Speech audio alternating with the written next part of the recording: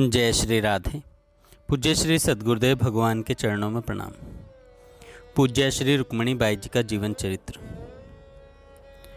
भाभी जी की बड़ी ननद का नाम भगवती बाई था। भगवती बाई की छोटी सुपुत्री का नाम मीरा था। वह स्वभाव से अधिक चंचल थी। भगवती बाई को चिकित्सा के लिए कलकत्ता जाना था। समस्या थी कि बाल स्वभाववशात अधिक चंचल मीरा को कौन रखे। भगवती बाई ने भाभी जी से कहा, पर भाभी जी सहमत नहीं हुई। भगवती बाई के प्रति अगाध श्रद्धा थी। उन्होंने अपनी समस्या बाई के सामने रखी। बाई ने आश्वासन देते हुए कहा, मीरा भाभी जी के पास रह जाएगी। भगवती बाई ने कहा, मैंने भाभी जी से अनुरोध किया था, पर वे तैयार नहीं हैं। संत की दृष्टि बड़ी सूक्ष्म और बड़ी समर्थ होती है। वर्तमान के इस पार और उस पार अर्थात भूत और भविष्य के गर्भ में झांककर बहुत सी बातों को वह दिव्य दृष्टि से जान लेते हैं। इस परिज्ञान के आधार पर बाई ने जान लिया कि आज की बालिका मीरा कल बड़ी होकर श्री महिला संघ की एक प्रमुख सेविका होगी। अपने परिज्ञान की तनिक भी आहट किसी को न देते हुए बाई ने भगवती बाई से कहा, मैं भाभी जी को समझा लूँगी, आप निश्चिंत होकर अपनी चिकित्सा करवाइए। दुर्भाग्य से भगवती बाई का रोग उनके निधन का हेतु बन गया। अब बाई ने जो आश्वासन दिया था उसको अपना ही आश्वासन मानकर भाभी जी मीरा का लालन पालन पोषण करने लगी। बहुत दिनों बाद अनुकूल अवसर देखकर बाई ने अपने उस परिज्ञान की किंचित जानकारी भाभी जी को दे दी थी। ऐसी जानकारी मिलते ही भाभी जी के मन में खेद सा होने लगा। मैंने पहले ही भगवती बाई की बात क्यों नहीं मान ली। भूत वर्तमान भविष्य तीनों पर दृष्टि रखने वाली बाई की भावना यह रहती थी कि हम सभी लोग किसी प्रकार इस पांच भौतिक जगत को भूलकर और जागतिक धरातल से उठकर प्रिया प्रियतम श्री राधा कृष्ण के भाव राज्य में पहुंच जाएं। इस दृष्टि से जो हमको आपको भले ही खेल लगता हो, परंतु उस खेल में ही बाई यहाँ से वहाँ पहुँचा देती थी। एक बार बाई ने खेल में निकुंज धाम की रेलगाड़ी चलाई। खेल आरंभ करने के लिए बाई ने घोषणा कर दी, आज तो गोलोक धाम के लिए ट्रेन खुलने वाली है, बतलाइए आप लोगों में से कौन कौन चलेगा। बाई खड़ी हो गई और बाई के साथ अनेक बहनें खड़ी हो गईं। रेलगाड़ी की लीला आरंभ हो गई। बाई के संकेत के अनुसार एक के पीछे एक दूसरे की कमर पकड़कर बहनें खड़ी हो गईं।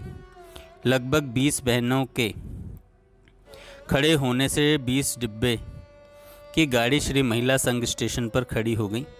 बाई गार्ड थी। गार्ड का संकेत मिलते ही जय श्री राधे की ध्वनि पर गाड़ी चल पड़ी। पहला पड़ाव पति लोक था, जिसे पतिव्रताओं का धाम कह सकते हैं। वहाँ कमल बाई नाम वाले डब्बे को काटकर अलग कर दिया गया। उस डब्बे में उसी लोक के यात्री थे। दूसरा पड़ाव संत लोक था। यहाँ राम प्यारी बाई नाम वाले डिब्बे को काटकर अलग कर दिया गया। उस डब्बे में उसी लोक के यात्री थे। तीसरा पड़ाव वैकुंठ लोक आया। वहाँ गौतमी मैया नाम वाले डब्बे को काटकर अलग कर दिया गया। उस डब्बे में उसी लोक के यात्री थे।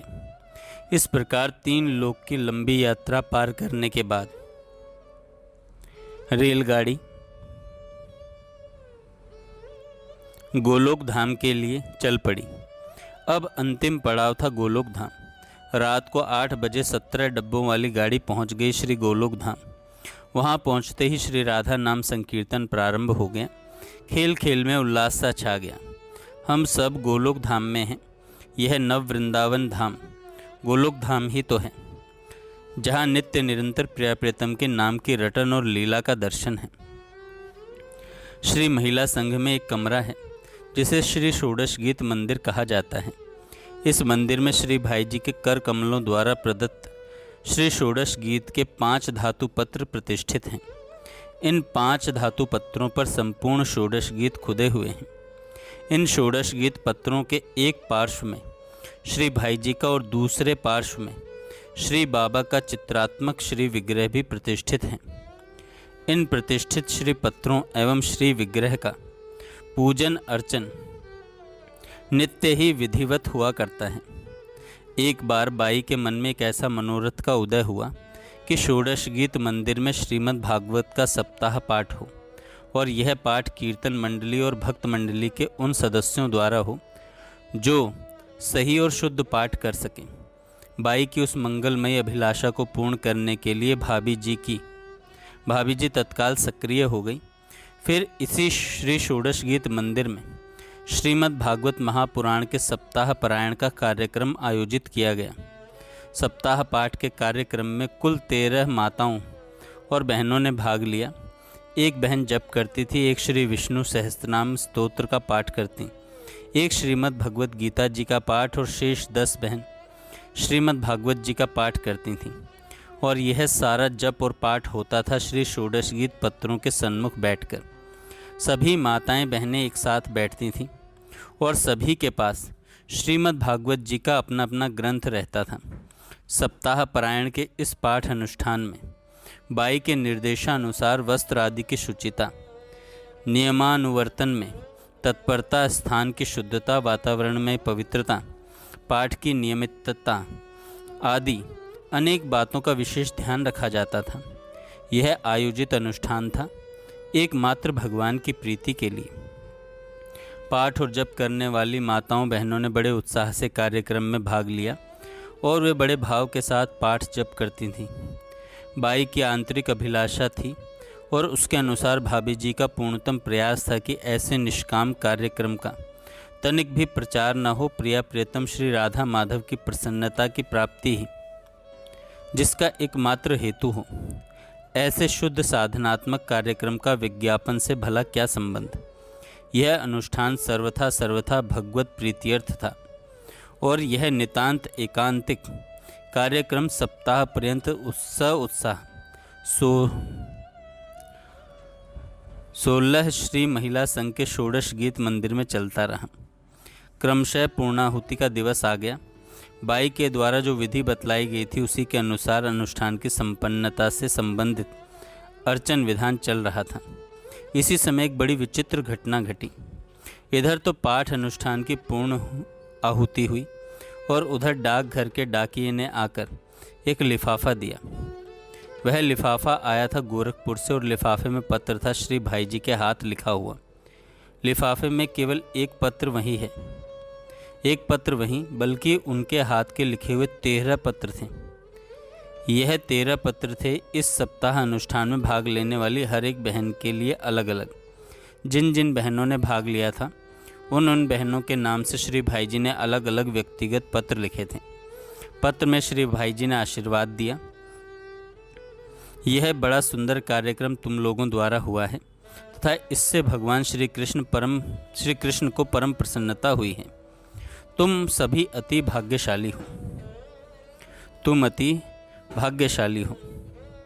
श्री महिला संघ के एक माली का नाम लूटन था, जिसे बाई बाबा कहा करती थी। नौकर हुआ तो क्या हुआ, उसे बाई बेटी की तरह प्यारी थी। सावन की हरियाली तीज का दिन आया। बाई ने उससे कहा, बाबा क्या मेरा सिंधारा नहीं दोगे? वह बोला, बाई क्या मुझ गरीब का स्वीकार कर लोगी? मेरा सौभाग्य जो आप मेरी चीज़ें स्वीकार कर लें। बताइए सिन्हारे में क्या क्या दूं? बाई बोली, पहनने का कपड़ा, चूड़ी और मिठाई दीजिए। लूटन बाबा तत्काल बाजार गए और साड़ी, चूड़ी, जलेबी लाकर उन्होंने वात्सल्य भरे हृदय से बाई को दी। बाई ने साड़ी पहनी, चूड़ी पहन ली और सबको दिखा दिखा करके अपने लूटन बाबा की सराहना करने लगी। बाई ने यह भी कहा, मेरा लूटन बाबा मुझे ही नहीं, श्री बरसाने वाली राधा रानी को भी अपनी बेटी मानता है और राधा रानी ने इससे सिन्हारा लिया है। इसकी सेवा से बरसाने वाली बहुत प्रसन्न है। लूटन बाबा ने श्री बरसाने वाली की कृपा खूब लूट ली है। लूटन बाबा का सिन्हारा स्वीकार करके बाई ने और बाई के साथ श्री बरसाने वाली ने दिखला दिया कि उनके यहाँ निस्वार्थ प्रीति का महत्व है और सचमुच जो आदान प्रदान स्वार्थ की दुर्गंध से सर्वथा रहित है, उसकी पवित्रता की कल्पना भी सांसारिक लोग नहीं कर पाएंगे। यहाँ पर बरसाने वाली श्री राधा रानी के लिए संबोधित होता था महिला संघ के अंदर। जय श्री राधे। आगे हम कल सुनेंगे।